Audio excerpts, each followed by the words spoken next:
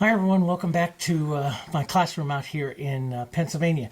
We're going to continue on with a little bit of our rose studies and stuff, but I want to, if you just indulge me for just a minute, I want to tell you guys something about, because a lot of you are saying, oh, you have such great talent and everything, and I'm constantly trying to tell you, no, that isn't, because some of you, don't or haven't, don't know my history. And I started teaching. I taught my first class in 1983. I was very, very young. I was, I think I was 24, heading into 25. And at that time, I couldn't paint roses like I wanted to, but I was going to. And in some of my first classes were this group of ladies and gentlemen and ladies, and I always called them my swallows because every year they returned. They would always come back to me and return. And one of them was a very dear lady. She was in my first class. And shortly before she passed away in 1998, after we had studied, 16 years together, she gave me this book. And with a very, very warm, heartfelt letter that said, keep studying with this. This is called the Ultimate Rose Book. And basically, it's an encyclopedia of roses. And I learned all about all the different types of roses and their structure and how they're shaped and everything. I use this book, and I use this book even to today. But it was such a wonderful thing. And she just said, never stop following your dream. And, so I get a lot from my students. That's why I tell you I get a lot from you when your comments and everything like that. I feed off of that. I like that. And it's just back and forth, artists talking to each other.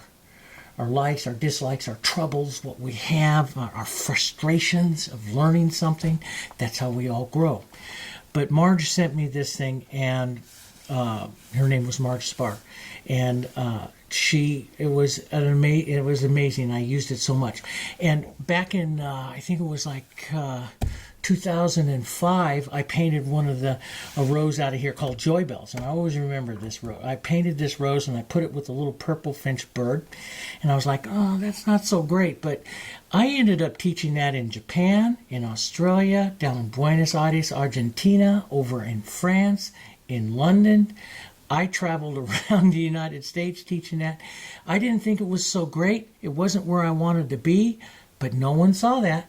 No one saw that. Only I knew that, and if I didn't tell everybody, they liked it. That's the big thing. You will always see troubles and everything, but these are great books, and these are great things. Just to sit down and start. I told myself I'm going to immerse myself in roses, and I'm going to learn how to paint roses, and I couldn't for the longest time. And so this is why I don't mind helping you and showing you and getting you. All kinds of pointers and tips, and like I said, we'll paint 500 petaling roses if we have to.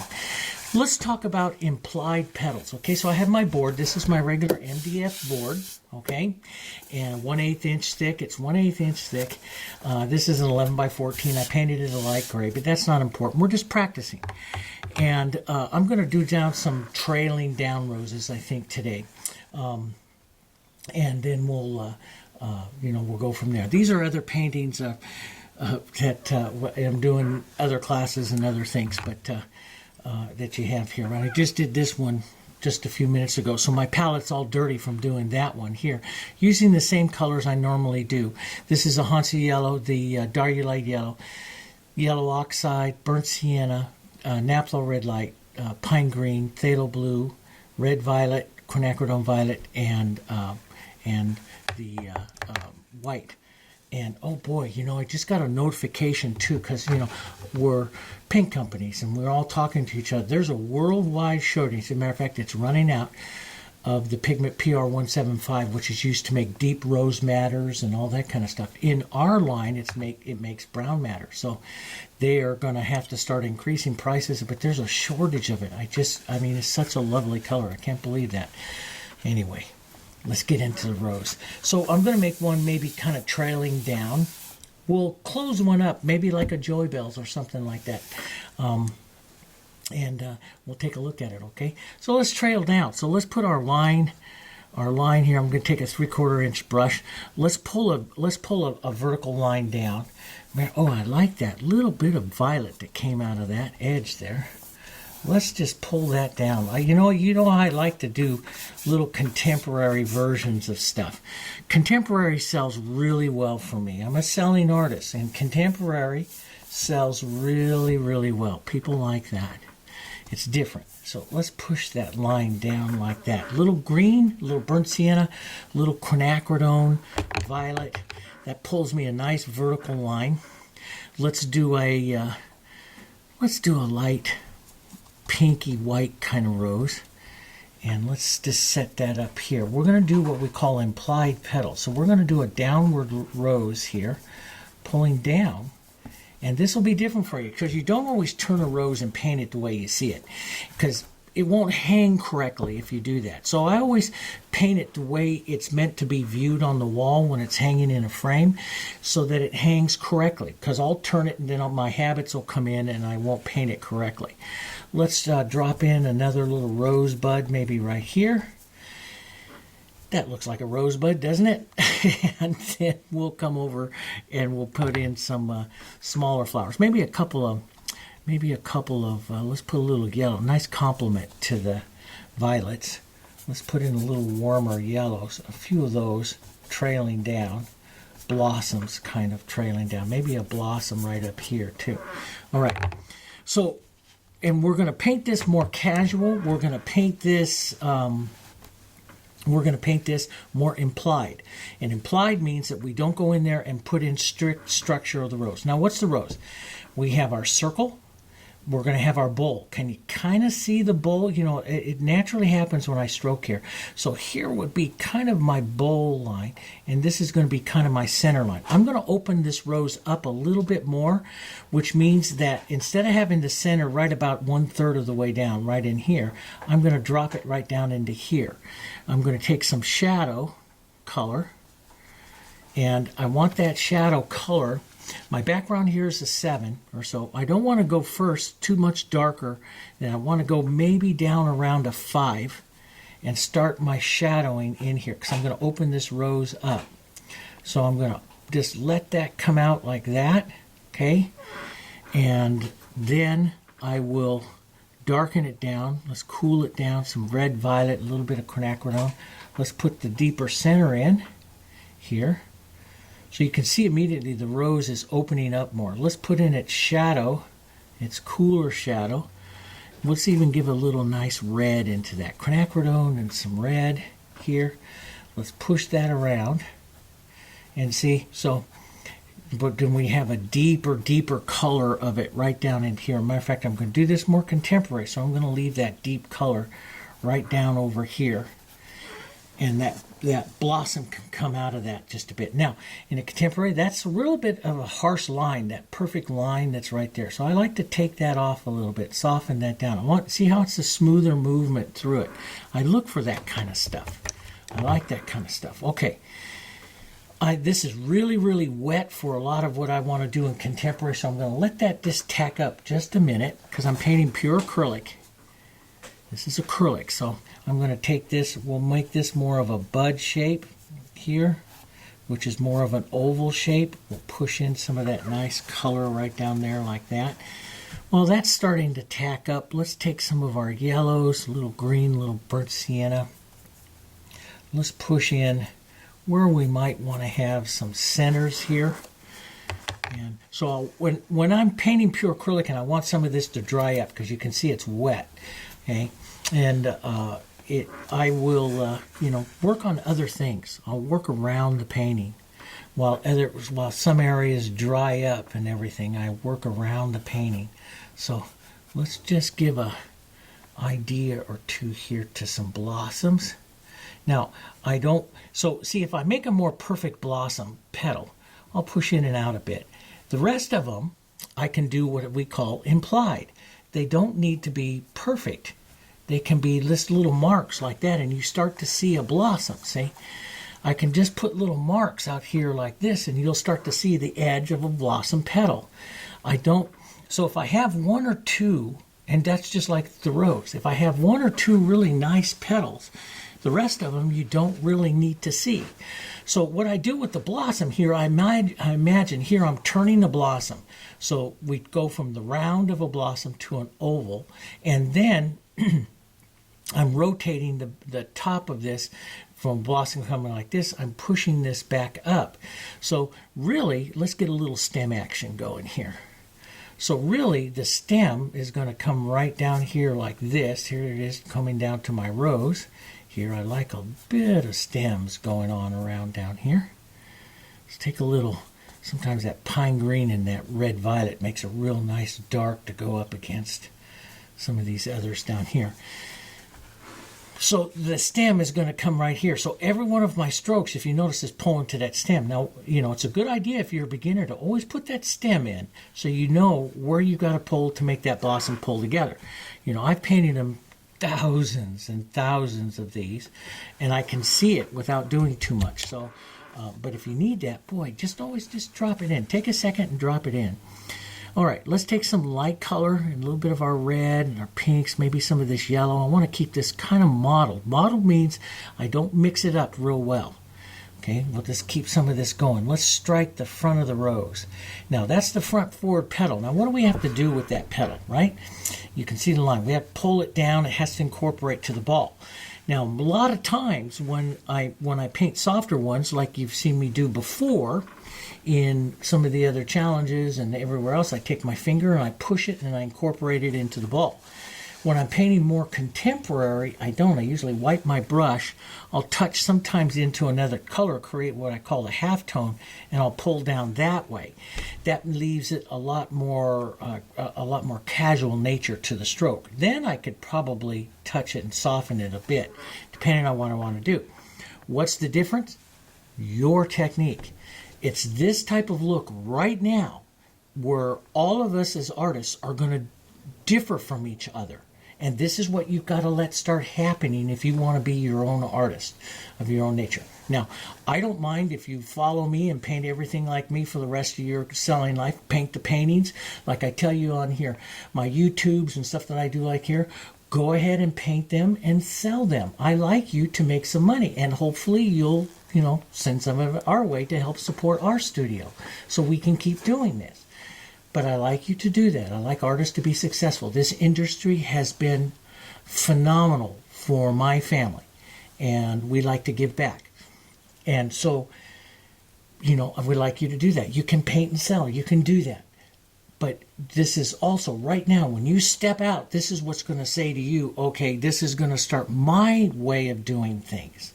And it can be a little different. You're inside. Listen to your inside. Some point it's going to go, oh, maybe I want to do this. Listen to that and go do it, because that's going to start your style, okay? All right. So whether or not you do that, that's up to you. Whether you soften it out or what you do, that's up to you. I generally reach out and I will start some of the other petals. Now, this is going to be my queen. I'm going to want her pretty light right up into here. So, and notice how I do quick, short strikes. If I want a flower that's really a cutting edge, casual one, I will do quicker, shorter strikes, and I don't shape it quite as well. I let a lot of it start to be implied. And so I'll take some of this, I'll put a little halftone or something right in there. And I like movement. I like all of the movement. But as long as my movement is always kind of matching what's happening in my rose, I'm safe. I'm good. Sometimes I'll come back and push a little mark right out here to the edge of that and just leave those little petals like that. That's not bad. Let's go a little softer, a little grayer here, a little green into some of this, because that's a pretty soft color here. And let's just build that. Now, I was about to touch that. That gets in the habit of the way I paint a lot like the challenge. And so I stopped myself because I want to do it with my brush. So there's a lot of things that just, I want to put that halftone in there and then push that because I get more interest. See how it's a more casual look of different interests to it. We wanted to open this up a bit more, so let's go back. Let's just work this back open just a touch more. See, you can relax that edge. You can come back in there and do that. Let's do like Joy Bells, And let's just close off the center here just a bit. Close that off. Now see, I'll work that around. So see, inside of here I'm working really tight and small. Then I get a little bigger, and then I get really big out here. Now I'm going to work a few colors, and all I got to do to paint some nice beautiful centers is just work this around a bit. Work it around and around, and try not to blend. Let some of these brush marks come out in here. Work this around. Let some of these brush marks come out. That's what opens up your rose a bit more. Let's take a bit lighter kind of a color, a little bit lighter. See, it's a color mistake there, but I don't take it off. I'll paint through it, lighten it up here, and get it that way. Now, that's not so bad. Let's take a bit of that lighter pink and just move that through here, through that center. All I want is movement. Now, what really dictates the movement in the center is your dark. Remember, I've said that 1,000 times. But it all depends, you know. Did you hear it 1,000 times ago? No, it all depends. Like if you're really struggling with the outside reaching petals, you're not going to hear what I say about the inside. This is why I say to you, watch the videos many times, because you'll pick up on stuff that, and each time you're concentrating on something different. But it's a lot easier to draw the movement in the center with the dark than it is with the light. See how the dark shapes and moves everything around there again? Yes, you can make some of the movement of the center with the light, but I really like shaping the movement of the center or anything with the dark, because the darks have more power than what my lights generally do. And let's just move this around here, add a few more little dark movements, little dark touches. See, that all starts to look like petals there. Now let's shorten this one down this way, open this rose up a bit more. So we'll shorten this down on this side. We're looking into the rose a bit, so we'll shorten it down here. Quick dry, quick jabs. Here, open the rose up. Open it up. Peel it back like this and open that up like that. Let's put a few little jab marks like this that will bring this round part over. Let's put a little half tone in there. That pink. Push that then like that. Okay. So you can generally start to see the shape of the rose. I can shape this bowl a little bit more, or I can come out here, reach and grab another set of petals out here like this. I push that, and I should put a half tone in there first. Like that. Push that. All of that just gives you that, you know, that movement. And see, even when I pull my hand across like this, when I'm doing that, I'm trying to push the movement in. I'm a painter of movement. You heard me tell you that 1,000 times. I paint movement, okay? So I'm moving the petal in and out. My strike was this way with my color, so I've got to move the petal in and out, though, to make it part of the rose. So I'm going to build a little more light and pink onto this. And let's just build a bit more right into that. So you see I'm striking a bit more here. Building this rose up here. And I'm still following good execution of what the rose is. Let's just restroke the bowl here real quick like that, and see that sets that right in there. Just a real quick boom. So you can set it with the dark. You don't have to shape it with the light. You can come back with a bold stroke like that and set it in as well. Now that's pretty dark up there. If I'm going to leave that pretty dark, I should probably take my 2 violets here. And let's get just a bit more contrast to my shadow side here. Down over here and push a bit more over there. Okay. Now let's just kind of walk this color around. Let's kind of pull a petal out, maybe right out here, and see, I'll just keep moving. When I'm painting casually like this and impressionistically, I just keep moving. Little marks, the little Petit marks that we talked about, Eugene Petit, finding his, I studied his paintings all over the internet. I went over to the Louvre and looked at his paintings, and yeah, this, you go where you need to go to study. And let's put a little more dark. So see that dark, I can draw really nicely with that dark, putting in the centers, the inside darks, some of the different bits of the petals there that I want to have. You know, if you want to make a different kind of center like that joy bells and stuff there, have that. So get it. But see, here's the whole thing. So now instead of that center being up here, I've dropped it down a little bit more down into here, and my rose still, so it opens up my entire rose just a bit more. Now, sometimes I will, you know, do I need anything down here? You can leave this just really movement, just implied movement like this, where you're not really putting in a petal as much as I'm just stroking in more movement this way, and that what that does is that's giving the look of another petal. You know, how you visually see that petal is you. Each person's going to see it a little different. Now, I don't quite like the big turn on that one there. It's a little too perfect, so I'm just going to straighten it out just a bit and hit it a couple of times, and that just relaxes the casual nature of that petal again. So, can you do this right away? Oh, heck no. If you sit down to paint this right away, unless you're really super comfortable with all of the shapes of the roses and stuff like that, you'll have a bit of trouble with it. Of course you will. You're learning. If you don't have trouble with something, then you're not learning. That's the big thing, is you're going to learn. You know, I read some of the comments, people, I just can't do it. Of course you can't do it first. It's going to take practice, because I'm going to push you until you can, to make us all better. That's what we're going to do. I'm going up. There's things I can't paint right now. We're all going up. We're all going to give it a try. But when you look at this, so you can see it's a lot of strokes, a lot of different things. Not as perfect. Can you refine it more? Absolutely. That's up to you. This starts your look here. Right now, you know, you starting your look at what you're going to do as an artist. You know, and you want to make it more fluffy, like a little less like a rose, a little bit more like a peony or something like that. Boy, you know, now you got a good idea how you start some of your peony shapes. You can refine down in here, slow down and put in a few, you know, refinement strokes here. Let's just put that shadow back in there like that.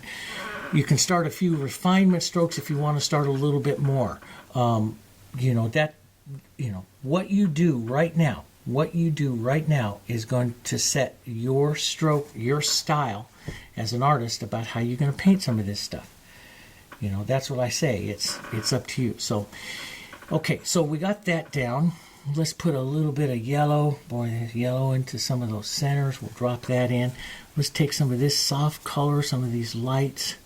These are all pretty colors. Let's get it just a bit of yellow in there. Model it up so it's not all perfect here. When I do blossoms with these, I like to do them very casual as well, very suggestive here. So I don't always like the stuff perfect. I'm going to destroy that real big petal there by putting second one. See how it softened it? So if I have something that's really reaching out and it's a little stiff because it's so far, I put something else right in front of it to soften its angle, so then it doesn't come out quite as far. Here, let's come right down here. Let's put a little green with this. That'll help tone that down. And let's do like a little bud of one. Let's do one here that is going to drop down a bit more here, like that. And let's start to lighten up this bud just a bit there. Maybe a little bit more of a shape pulling down on that one. Just a touch to the outside. Let's go over here and put some of these light reds and pinks here. A little lighter, warmer red. Let's put that right up over this one. We'll drop this more into a bud shape. That's what we said we were going to do. It's a bit light. I'm losing some of my shadow, so I'm going to sneak a half tone in there, which is tone darker, one or two darker, and push that in there, and push that oval shape of the rose just a bit so I don't lose my shadow. Drop in some bit of color here. Sometimes these buds are prettier if I just stroke some colors. And that's the whole thing. Let me just show you this. Let me show you how powerful your shadow is. Let's just screw this all back up in here, okay? And I'll get this real casual here. Some of these yellows even coming out there. See, that's kind of pretty. That's a contemporary look. Now, take your darks, a little bit of quinacridone, a little bit of thing, and push your shadow of that center back in. That is what makes your rose, see? That is what gives you that feeling of that's a rose. There is that shadow, see? And I won't smooth it all out. That makes it more contemporary. How much do you smooth it out? That's you. That's your style. We all know what a rose is. How much we do stuff into taking it off or suggestive or something like that becomes your style, becomes your look. I'm quite different than some of my students, and some of them who've been painting with me for 20 years. Their roses are very different from mine, but yet we all know each other's style. We all know each other's looks. And, when we enjoy painting with each other, and we're always trying to push each other to change a little bit, because that's the hardest thing, because you get locked into just painting this one way. And trying to change is hard. Changing is hard. And so, that's why I always tell everybody, go paint and study with everybody. You'll find some people that you really like to study with, and some people that are, are harder. And I myself prefer the hard ones, really, because the hard ones will change me. Here we go. So there you got a nice little bud going on there. Little quick jabs and stuff. Not as much stroke, which gives more shape, but just quick jabs. That's what I like. And let's take some of this nice green. Let's put some of the yellows into that. Model it up with some of these reds. You'll get some beautiful, softer tones here. And burnt siennas. Let's just plop some of that. See how you don't get those nice mixed leaves here. So I want my leaves and my colors now that I stroke out here to be a little different as well. So I'll start those here, and boy, that just kind of went everywhere. We'll just do that. Here, straight. Put some of that straight green in there too. That's kind of fun. And that's what I do. I'm going to put some more burnt sienna up here. Do that nice leaf oval shape that I like to do. Let it sit for just a second and then just take off just to, give some interest to it. Or you can double stroke it with the light to give it a two-tone. But I like them to have a two-tone look here. And here, I like that two-tone look there. And let's pull a few right off like this. And I will do a few perfect leaves. Remember what I said about the petals, and always remember that. You only need a few perfect petals, because after that, you can do petals whatever you like. Let's put a little vein line in that. You can do petals whatever you like, because the viewer will see them as petals. So I don't always come out here and do petals. I will sometimes just take my paper towel and just blur that off like that too. I like that. Or I'll take a little water, thin out my colors, and put a few lines out like that to continue the look of the color. You're continuing the feeling of leaves without having stiff leaves. What makes you determined to do that? Your style. What are you going to do? You're going to do more like a Richard Smith, or you're going to be, more refined.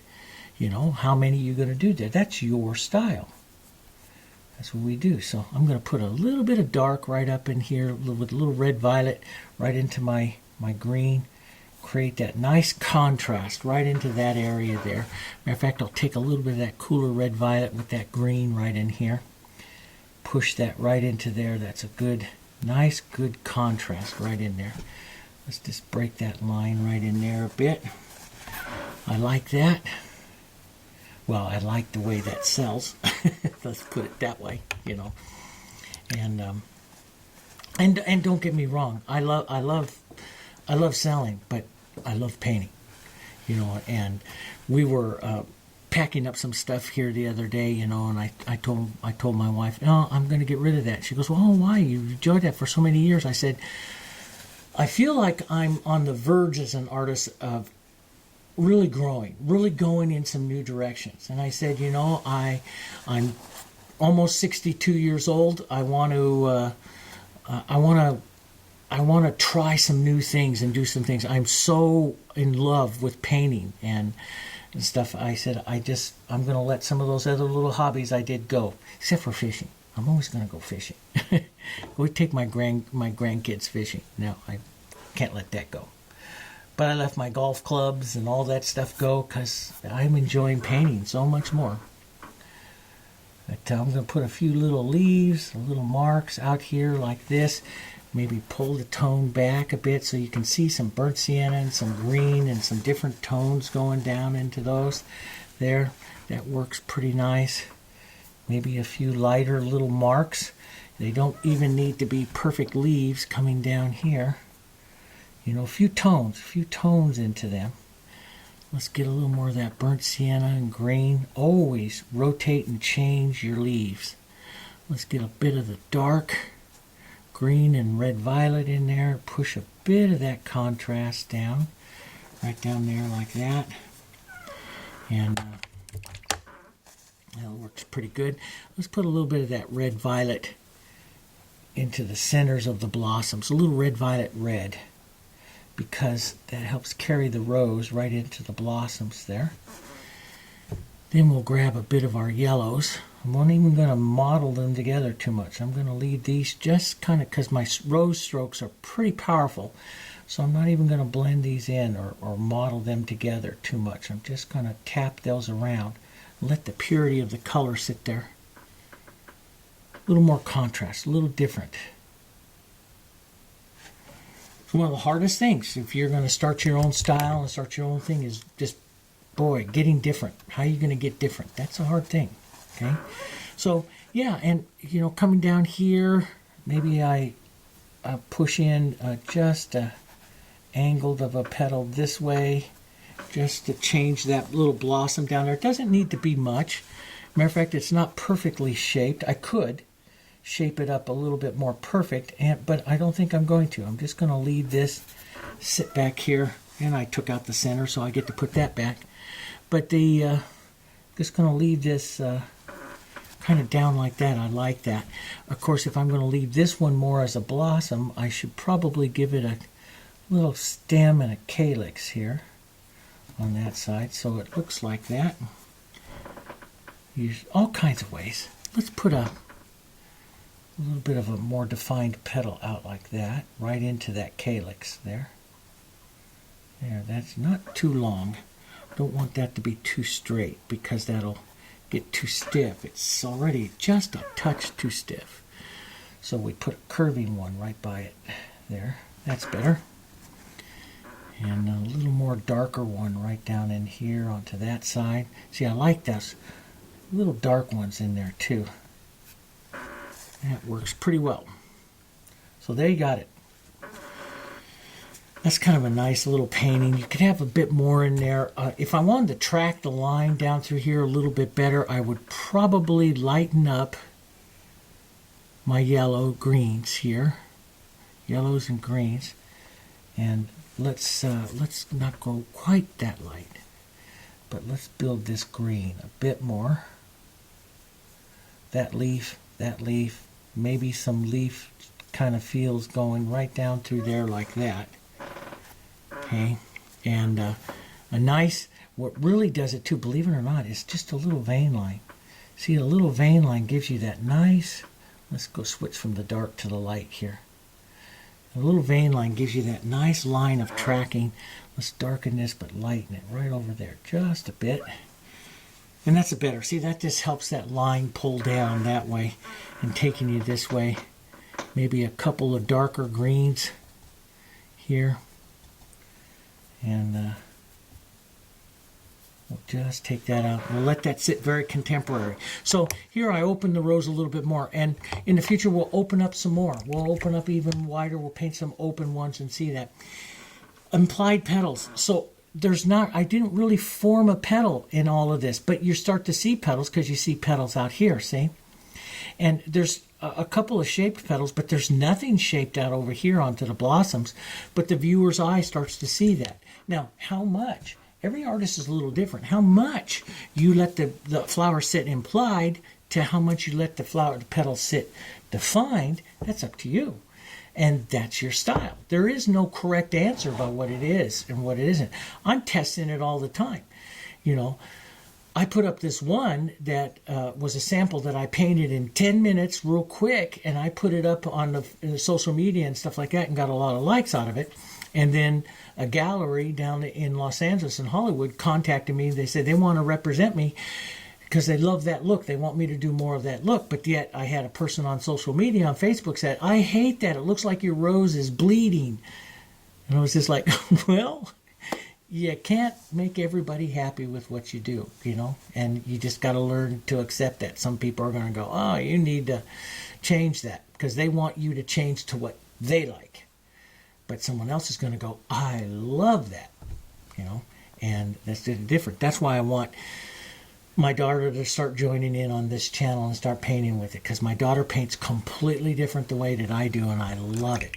And she's brought a lot of this casual impressionistic nature into me and loosened me right up and allowed me to do some of this stuff. So hopefully you'll get to see some of her stuff, you know, coming pretty soon. Okay, alrighty. Hopefully you'll like the video. I know I talked a lot during it, but hopefully you'll like the video. Leave those comments because I feed off of those comments, okay? And sometimes it takes me a little bit because we're, you know, rearranging and packing up some stuff out here and sending it back out to our place out in Nebraska. And, you know, so sometimes it takes me a few days to do it, but I always get that, and I really appreciate it. And I appreciate you, you know, joining along with me. I know a lot of you thank me for writing the classes and stuff. I'm getting just as much from it. We're getting through this terrible time together. And that's the most important part, right? Right. Okay. I'll see you guys on the next one.